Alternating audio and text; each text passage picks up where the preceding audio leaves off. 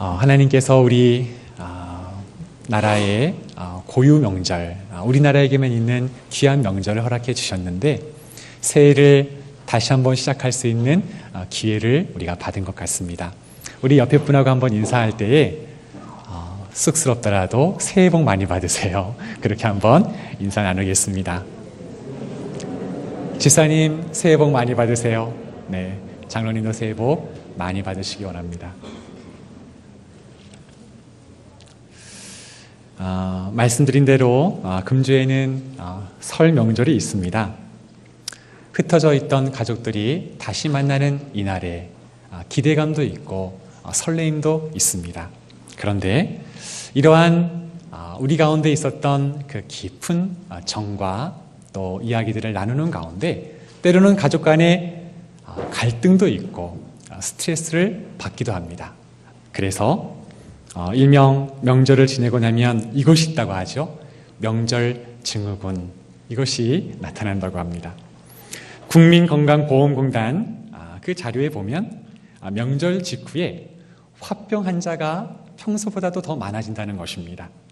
성별로는 여성이 남성보다 2배가 더 많고 그 스트레스를 받는 원인을 보게 되면 과도한 가사노동, 평소보다는 더 많은 일을 하니까는요.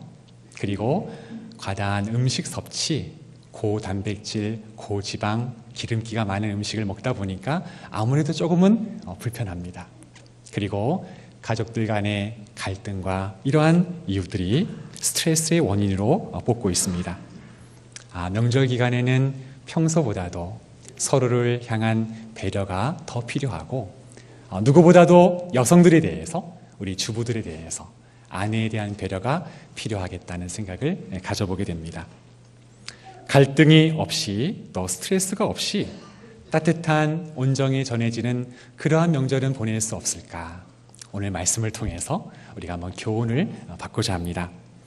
오늘 아브라함의 가정을 보면서 이 가정에 일어났던 일을 우리가 교훈 삼아서 오랜만에 만나는 가족끼리의 명절, 하나님이 주시는 귀한 축복의 시간이 되기를 간절히 원합니다. 창세기 13장의 내용을 보게 되면 이 아브라함의 가정과 롯의 가정이 서로 결별하는 모습이 나타나고 있습니다. 서로 떠나보내야 되는 이유가 무엇이었을까? 그들에게 있어서 소유물이 많아졌기 때문이라고 우리에게 말씀해주고 있습니다. 우리가 읽지 않았지만 2절 말씀을 보게 되면 아브라함에게 가축이 풍부하였고 음과 금이 풍부하였다 하였습니다. 우리가 읽은 5절 말씀에도 보게 되면 아브라함 일행 롯에게도, 그에게도 양이 또 소와 장막이 풍부하였다, 그렇게 말씀을 해주고 있습니다. 하나님의 말씀을 들은 아브라함이 그 본토 친척 아버지 집을 떠나 하나님이 명령하시는 그곳을 향해 나아갈 때 그 조카 롯도 함께하였습니다. 그 가나안 땅에 이르렀을 때 원치 않은 기근이 찾아왔고 그래서 그들은 애굽으로 내려가게 되었는데 하나님의 특별한 섭리로 말미암아 오늘 찬양대가 섭리의 하나님을 찬송하였는데 그 특별한 하나님의 섭리로 말미암아 그 아브라함의 가족과 롯의 일행에는 큰 축복을 받고 가나안으로 돌아오는 일이 있게 된 것입니다. 물질이 많아졌다는 것, 소유가 풍성해졌다는 것은 정말 좋은 일입니다. 우리 모두가 원하고 있습니다. 그런데 이 가정의 이 일로 인해서 한 가지 문제가 생겼다는 것입니다. 그들의 소유가 너무나 많다 보니까 함께 있기가 불편해진 것입니다. 급기야는 싸우는 일까지 벌어졌다, 성경은 우리에게 말씀해주고 있습니다. 오늘 7절 말씀을 보니까 그러므로 아브라함의 가축의 목자와 롯의 가축의 목자가 서로 다투고 또 가나안 사람과 브리스 사람도 그곳에 있었더라 라고 성경이 기록하고 있습니다. 그곳에는 이미도 가나안 사람들이 거주하고 있었습니다. 애굽에서 올라온 한 민족이 그들의 소유가 많아지자 서로 싸운다는 이야기가 그들 주민들에게 전해졌을 것입니다. 아브라함의 마음속에는 그것이 부담이 되었을 것입니다. 이 문제를 빨리 해결해야 되겠는데 여러분, 아브라함은 어떻게 이 문제를 해결하고 있을까요? 아브라함은 롯의 일행들에게 좋은 땅을 차지할 수 있는 주도권을 먼저 부여하고 있습니다. 천수로 보거나 아니면 삶의 경륜으로 보아도, 또 신앙적 경륜으로 보아도 아브라함이 좋은 곳을 먼저 차지할 수 있는 위치에 놓였을 것 같습니다. 그럼에도 불구하고 아브라함은 이 조카 롯에게 이 주도권을 넘겨주고 있는 것을 보게 됩니다. 다른 말로 하면 아브라함이 손해를 감수하고 있는 것입니다. 오늘 8절 9절의 말씀을 볼까요? 아브라함이 롯에게 이르되 우리는 한 친족이라 나나 너나 내 목자나 내 목자나 서로 다투게 하지 말자. 내 앞에 온 땅에 있지 아니하냐. 나를 떠나가라. 내가 좌하면 나는 우하고 내가 우하면 나는 좌하리라. 유명한 말씀이죠. 내가 좌하면 나는 우하고 내가 우하면 나는 우하리라. 그에게 주도권을 넘기고 있습니다. 내가 먼저 선택하고 그 다음에 내가 선택할 것이라. 여기에 주어지는 어떤 손해도 나는 기꺼이 감수하겠다. 그렇게 말해주는 것입니다. 여러분, 언제나 싸움이라고 하는 것은 팽팽히 맞서는 경우에 싸움이 벌어집니다. 어느 한편에서 조용히 하다 보면요, 싸움이 일어나지 않습니다. 화를 내어도 대꾸하지 않으면 싸움은 일어나지 않는데 아브라함은 서로 다투지 아니하겠다, 그렇게 생각을 하고서 그 주도권을 롯에게 넘겨주고 있는 것입니다. 여러분, 아브라함이 이 싸움을 하지 않아야겠다라고 생각한 이유가 무엇입니까? 오늘 말씀해 보게 되면 우리는 한 친족이라 그랬습니다. 우리는 한 친족이라. 조금 더 구체적으로 풀어 설명하면 형제들, 사람들, 우리는 형제 관계에 있는 사람들, 형제 관계에 있는 사람들, 그러니까 혈육의 관계를 넘어 있는 것입니다. 하나님께서 우리에게 약속의 말씀을 주시고 그 약속의 말씀을 따라 떠나는 사람들, 하나님 한 분을 바라보면서 믿음의 여정을 가고 있는 사람들, 우리는 그 형제 안에 있는 관계에 있는 사람들이기 때문에 우리는 서로 다투지 말아야 하겠다, 아브라함은 생각한 것입니다. 우리는 한 형제라. 우리가 가져야 할 중요한 신앙의식인 줄로 믿습니다. 예수 그리스도를 머리로 한 공동체의 각 지체는 누가 뭐라고 해도 한 지체입니다. 머리도 하나요, 몸도 하나이기 때문에 우리는 서로를 긴밀하게 도와주어야 합니다. 다리가 다치면 여러분, 팔이 고생을 합니다. 왜요? 다리가 지탱해야 될 것을 다리가 역할을 하지 못하니까요, 목발을 짚게 되면 그 다리가 받아야 할 힘을 이 팔이 다 짊어지는 것입니다. 팔이 부러지면 기부스를 했다고 쳐봅시다. 이 기부스 한 것을 어디다 걸지요? 목에다 겁니다. 그러면요, 목이 고생을 하는 것이에요. 왜 그렇습니까? 우리는 다 한 몸을 이루는 지체이기 때문에 아브라함에게는 그런 신앙적인 믿음을 가지고 있는 것입니다. 롯을 생각할 때 우리가 서로 싸우지 말아야 하겠다. 자신이 손해보는 일을 감수하고 나도 이 주도권을 롯에게 넘기고 있는 것입니다. 고린도 교회에는 여러 문제가 있었습니다. 그 중에 하나는 소송에 관한 문제였습니다. 그들이 교회 안에 문제가 발생하였을 때 이 문제를 가지고 세상 법정으로 향했던 것입니다. 사도 바울은 이것이 옳지 않다, 그렇게 책망하면서 그들에게 문제를 해결할 수 있는 좋은 방법을 제안해 주었습니다. 두 가지를 제시해 주었는데, 하나는 그들 안에 문제가 발생하였을 때, 교회 안에 문제가 발생하였을 때 이것을 가지고 세상으로 향하는 것이 아니라 교회 안에서 자체적으로 해결해야 할 것을 말해 주었습니다. 왜 그렇습니까?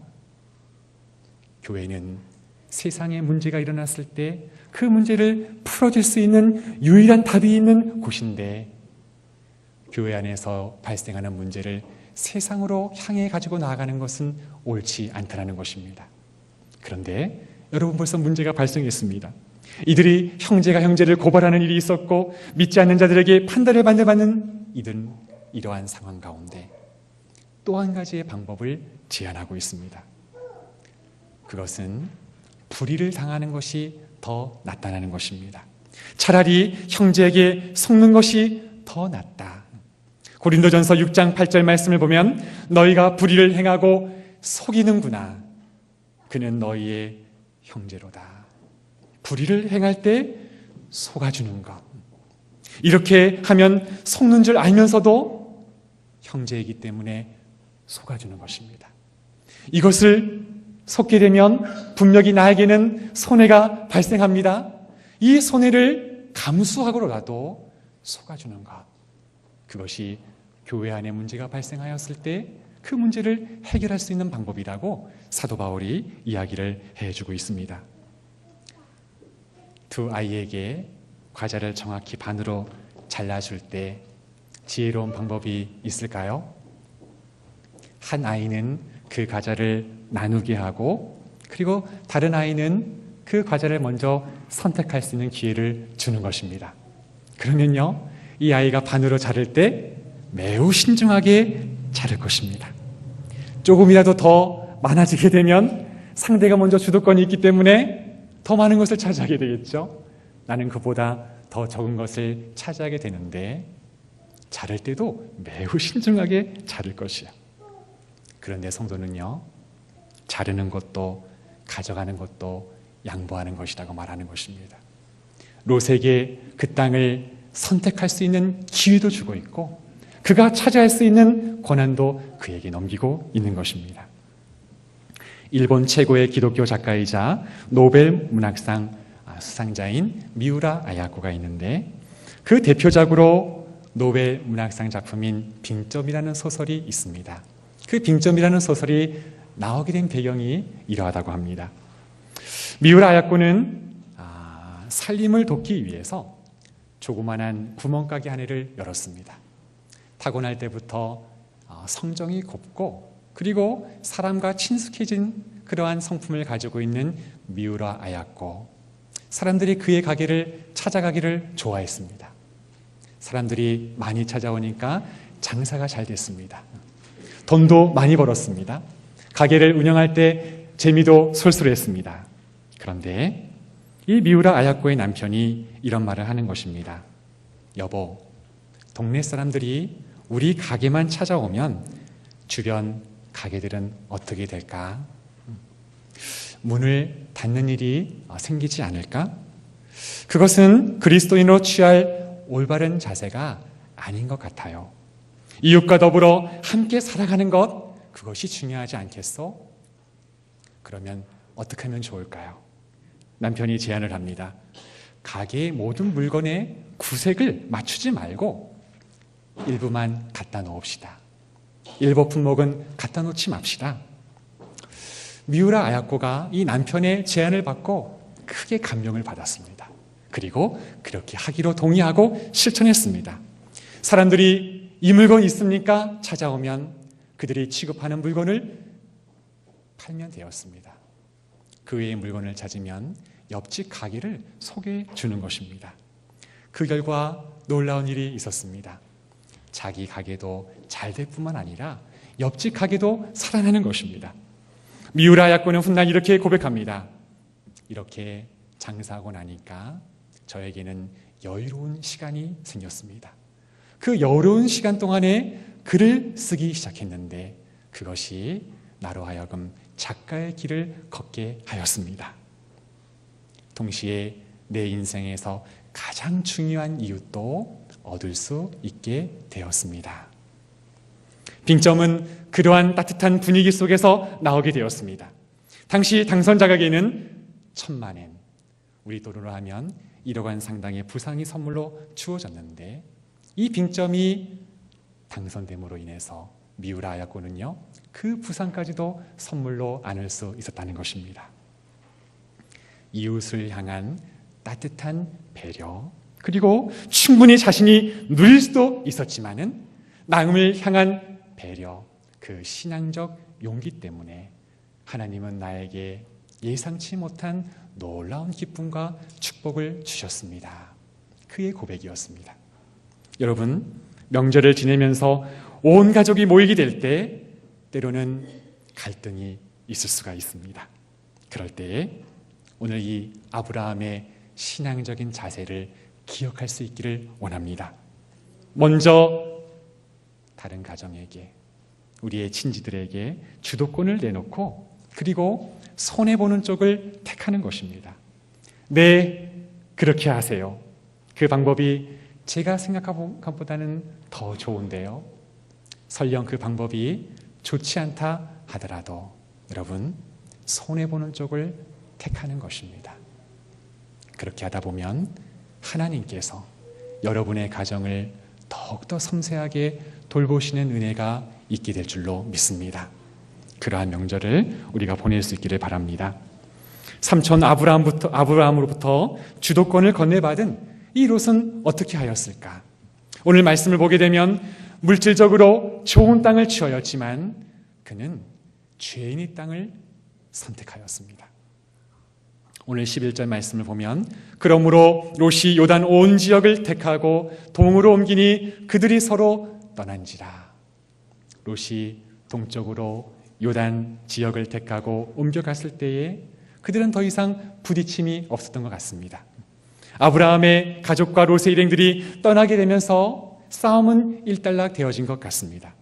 그런데 여러분, 오늘 이 모세의 기록에는 암울한 복선이 하나 있습니다.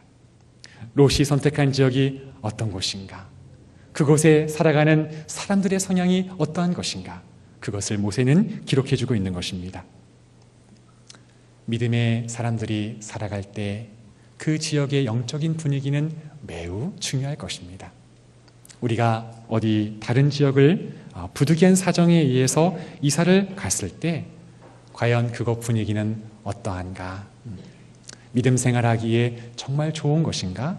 한번 생각해 보아야 합니다. 하나님을 알지 못하고 오히려 신앙생활을 하는데 방해를 받는 곳이라면 다시 한번 생각해야죠. 아무리 사람이 살아가기에 교통이 편리하고 다른 입지 조건이 좋다고 하더라도 우리는 곰곰이 따져보아야 할 것입니다. 그 주변에는 내가 신앙생활해야 할 좋은 교회가 있는가? 그 교회의 목사님이 들려주시는 말씀을 잘 살펴야 할 것입니다. 그동안 내가 배워온 신앙의 지식과 잘 맞는지를 살펴야 할 것입니다. 삼위일체의 하나님에 대하여 뭐라고 말씀하시는가? 내가 받은 구원의 은혜는 공로인가 은혜인가? 뿐만 아니라 하나님께서 구원받은 백성들을 홀로 있지 않게 하시고 하나님께서 교회로 모으셔서 결국에는 구원으로 인도해 가시는데 목사님의 말씀을 통해서 교회는 과연 무엇인가? 여러 가지들을 우리가 곰곰이 신중하게 판단해야 할 것입니다. 오늘 롯에 있어서 그가 선택한 일에 있어서 한 가지 아쉬운 점은 바로 이것이었습니다. 그곳 사람들은 여호와 앞에서 죄를 짓고 악한 사람들이었다는 것입니다. 물질적으로는 부유하고 풍성하고 잘 사는 곳이었지만 그러나 악한 사람들이었고 그곳에는 죄인, 그것을 넘어서 큰 죄인들이 있었다라고 말해주고 있는 것입니다.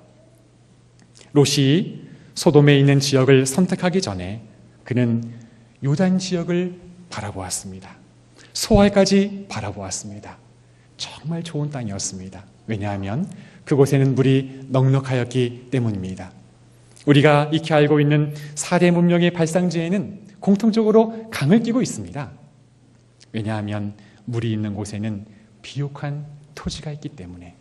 애굽에는 나일강이 있었습니다. 나일강이 때에 따라서 범람하게 되면 그 퇴적층이 쌓이게 되어서 그 주변의 토지는 비옥하게 되었습니다. 농사가 가능해집니다. 때로는 가뭄이 일어나도 옆에 강물이 있기 때문에 언제든지 강물을 쉽게 댈 수가 있습니다. 추수가 되어지고 농작물이 거두어지게 되면 사람들이 그것을 통해서 생존할 수 있게 되었습니다. 사람들이 1명, 2명 많아지고 부족을 이루고 사회를 이루고 그러다 보면 고유한 문화를 키워나갈 수가 있는데 바로 애굽은 그런 지역이었습니다. 소알은 사해의 남쪽에 위치해 있고 소돔과 고모라는 그곳으로부터 동쪽에 위치했을 것으로 추정합니다. 오늘 말씀에도 그곳은 물이 넉넉하였다. 그 땅이 비옥했다고 하는 것입니다. 사람들이 살아가기에 불편함이 없는 것, 부족함이 없는 것. 그래서 오늘 말씀에 보면 여호와의 동산 같고 에덴 동산을 떠올렸을지 모르겠습니다. 마치 그곳은 애굽 땅과 같았더라. 그런데 여러분, 그곳은 이렇게 물질적으로 부유하고 풍성한 땅이었지만 영적으로는 매우 열악한 곳이었습니다. 그것은 매우 위험천만한 땅이었습니다. 여호와 앞에서 악하며 큰 죄인들이 살고 있었다. 그렇게 우리들에게 기록해주고 있습니다. 어떤 죄악이었을까? 소돔과 고모라는 어떤 죄악들이 팽배하였을까? 창세기 19장에 보게 되면 천사가 사람으로 가장하여서 롯의 가정을 구원하기 위하여 그의 집을 방문합니다. 그런데 그곳에 있는 음탕한 사람들이 그 사람들을 끌어내려고 하였습니다. 이때 롯이 음탕한 사람들에게 자기의 딸을 내어줍니다. 아니, 이것은 또 무슨 처사인가? 우리가 다 이해할 수 없지만 그 소돔과 고모라는 성적으로 부패하고 타락한 곳이라는 것을 우리에게 들려주고 있습니다. 남자가 남자를 불꽃게 하는 일을 서슴지 않고 행했던 곳, 결국 소돔과 고모라는 하나님이 내리시는 진노와 심판을 피할 수 없었습니다. 유황과 불의 심판을 면할 수 없는 것, 그것으로 멸망을 당한 곳이 바로 롯이 선택한 지역이었습니다. 롯이 선택할 기회를 얻었지만 결국 아쉬운 선택을 한 것이죠. 오늘도 우리는 수많은 기회를 가지고 선택을 하게 될 것입니다. 여러분, 바른 선택을 위하여 무엇을 보는가는 대단히 중요합니다. 롯도 보았습니다. 화려하고 부여로운 그 풍요로운 땅의 겉모습을 보았습니다. 그러나 영적인 면, 우리가 반드시 보아야 하고 확인해야 될 이 신앙적인 면을 보지 못한 것입니다. 우리는 지금 어떤 선택을 하고 있습니까? 우리의 신앙에 있어서 반드시 바라보아야 할 것, 우리의 신앙에 있어서 가장 중요한 것, 우리의 삶이 부유하지 못한다 하더라도 오늘 하나님 앞에서 무엇이 옳은 것입니까? 또 하나님 앞에서 무엇이 선한 것입니까? 그렇게 신중히 고민하면서 하나님 앞에 나아갈 때 하나님은 그러한 성도들의 삶을 통해서 영광을 받아주시고 그러한 삶을 기쁘게 받아주실 줄로 믿습니다. 세상이 화려해 보이지만 하나님이 없는 그곳, 악하고 죄가 가득한 그곳은 결국에는요, 비참한 종말을 맞이하고 말았습니다. 주도권을 내어주고 가나안 땅에 머문 이 아브라함의 마음, 그의 마음은 어떠했을까요? 롯이 좋은 땅을 차지하였고 여호와의 동산 같고 마치 애국과 같은 그 비옥한 땅을 찾아야 나갔을 때 그렇지 않은 땅이 남아있었을 것입니다. 아브라함의 마음에 혹시 낙심이 됐었을까요? 그의 마음이 혹시 상심이 되었을까요? 또 어디론가 발걸음을 옮겨야 하는 나그네와 같은 삶을 살아가기에 그의 마음속에 두려움이 또는 막막함이 찾아왔을까요? 바로 그 시점에 하나님은 아브라함을 찾아와 주십니다. 그리고 약속의 말씀으로 그에게 말씀해 주시는 것입니다. 아브라함아, 눈을 들어보라. 동서남북으로 보이는 모든 땅과 셀 수 없는 자손의 축복을 주리라. 그 약속의 말씀으로 아브라함을 찾아왔습니다. 14절 이하의 말씀인데 제가 한번 읽어보겠습니다. 너는 눈을 들어 너 있는 곳에서 북쪽과 남쪽 그리고 동쪽과 서쪽을 바라보라. 보이는 땅을 내가 너와 내 자손에게 주리니 영원히 이르리라. 내가 내 자손이 땅의 티끌 같게 하리니 사람이 땅의 티끌을 능히 셀 수 있을진데 내 자손도 세리라. 너는 일어나 그 땅을 종과 행으로 두루 다녀보라. 내가 그것을 내게 주리라. 매우 힘이 있고 소망에 찬 말씀으로 그를 찾아와 주셨습니다. 성도의 신앙생활은 약속을 가지고 또 일어나는 삶입니다. 보이는 것이 없어요. 손에 붙잡는 것이 없을지라도 우리에게 하나님께서 쥐어주신 약속의 말씀을 부여잡고 일어나는 삶, 그것이 성도의 생애인 것입니다. 그러면 하나님은요, 우리에게 머물 수 있는 환경도 주시고 하나님을 예배할 수 있는 거처도 마련해 주십니다. 오늘 18절 말씀이 바로 그러한 것입니다. 신년 구역 모임을 예비 모임을 가지면서 한 집사님께서 이러한 기도의 제목을 말씀해 주셨습니다. 올 한 해 저희 가정의 목표, 기도의 제목은 이것입니다. 하나님 앞에 11조를 드리는 것입니다. 집사님의 기도 제목을 듣고서 참 너무 좋은 기도의 제목이구나 생각을 했습니다. 그 가정의 사정과 형편을 우리 주님은 모르지 아니하십니다. 하나님은 그 모든 것을 아시고 그 하나님께 받은 은혜에 대하여 어떻게 하나님 앞에 보답할까? 좋은 마음을 주시고 선한 마음을 주시고 착한 일을 이루신 이가 하나님이신데 하나님께서 올 한 해를 지내는 가운데 반드시 이 기도의 제목에는 응답해 주시겠구나, 그런 생각을 가져보았습니다. 사랑하는 성도 여러분, 하나님께서 우리의 모든 삶의 여정 가운데 함께 해주시는 것 믿으시는 우리가 되기를 원합니다. 지금은 눈에 보이지 않는다 하더라도 놀라운 뜻을 이루어 가실 것입니다. 명절엔 가족이 다 같이 모이는 시간입니다. 우리의 집안의 형편을 돌아볼 때에 또 우리의 가정을 돌아볼 때에 변변치 않을 수도 있습니다. 우리가 우리 자신의 모습을 생각할 때에 지금은 당장 일어나지 못하는 형편일 수도 있습니다. 마치 오늘 아브라함 같이요. 그에게는 많은 것들이 있었고 그가 먹여 살려야 할 식솔들도 많이 있었을 것입니다.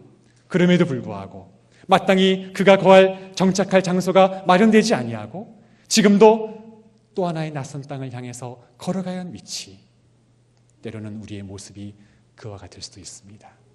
그럴 때 성도 여러분, 하나님이 아브라함에게 주신 이 약속의 말씀을 기억할 수 있는 우리가 되기를 소원합니다. 동서남북을 바라보라. 이 땅에 살면서 세상의 눈으로 우리 자신의 형편을 바라보면 때로는 낙심도 되고 일어서기 힘든 조차 우리가 느낄 수가 있지만, 너는 눈을 들어 바라보라. 동서남북을 바라보라. 그리고 그 땅을 횡과 정오로 다녀보라.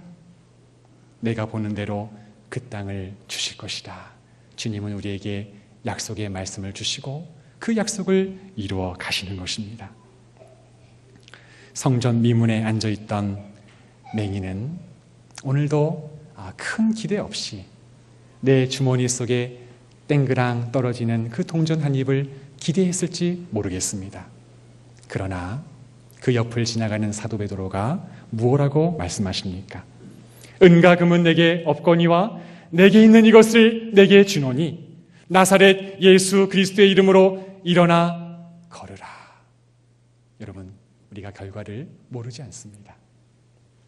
그 약속의 말씀을 들었을 때 성령 하나님께서 그 마음 가운데 일어나 걸으라, 그 말씀으로 음성을 들려주었을 때 그의 생각을, 그의 의지를, 그의 힘을 다하여 무릎을 일으켜 세웠을 때 하나님은 놀라운 기적을 베풀어 주셨습니다. 40년 평생에 한 번도 걸어보지 못했던 그였는데 그가 일어나 걸을 뿐만 아니라 성전을 두루다니며 뛰어다니면서 그 하나님의 은혜를 찬송하였다라고 말씀해주고 있는 것입니다. 말씀을 의지하여 나아갈 때에 하나님은 우리 모두를 일으켜 세워주실 줄로 믿습니다. 오늘 아브라함을 통해서 우리에게 주시는 교훈은 이것입니다. 비록 지금은 손에 잡히지 않습니다. 눈에 잘 보이지 않습니다. 실제 보이지 않기 때문에 우리에게는 두려움도 찾아오고 막막함도 있습니다. 그러나 주님이 말씀하셨으니 그 약속의 말씀을 붙잡고 일어서는 것입니다. 그 믿음의 발걸음 위에 주님은 그 말씀대로 이루어 주시는 것입니다. 사랑하는 성도 여러분, 우리의 가문에, 우리의 가정에 그런 놀라운 은혜의 역사가 있기를 원합니다. 그 약속의 말씀을 믿고 나아갈 때에 나에게 있는 이 주도권을 그에게 줄 때에 배려와 또 양보와 우리의 신앙의 미덕을 나타내 보일 때에 하나님은 약속의 말씀으로 우리를 인도해 주실 것입니다. 그렇게 명절을 보내게 되면 그 어느 때보다도 이번 명절은 하나님께서 주시는 은혜와 따뜻한 온정이 전해지는 특별한 명절이 될 줄로 믿습니다. 황무지에 장미꽃이 피어나는 놀라운 역사가 우리 가정 가운데 임하시기를 주님의 이름으로 부탁을 드립니다.